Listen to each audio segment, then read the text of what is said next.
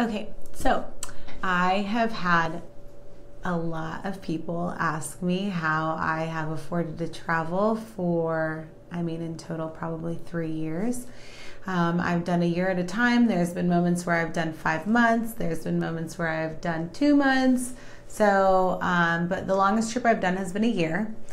And the question, maybe not the question, but the response I always get when I tell people I traveled for that long, they're like, oh my gosh, I can't afford to travel. It's so expensive.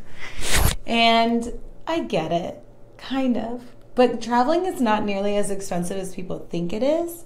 It's just all about knowing what you're doing and hiring someone like me, a travel agent who has been to a country before and knows how to maneuver their way around the country. But then I started thinking like, okay, what are expenses that people can cut that would help them save for their trips? So I started thinking about, going out and drinking on the weekends and spending money at restaurants. Although those things aren't nice, that was Tate sneezing.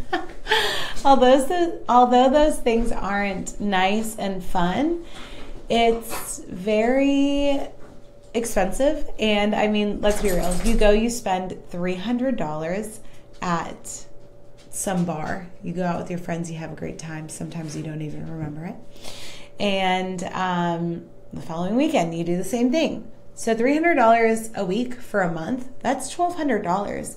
If you didn't go out and drink for 2 months, that's $2,400. And that would be ample amount of money to be able to travel, honestly, anywhere.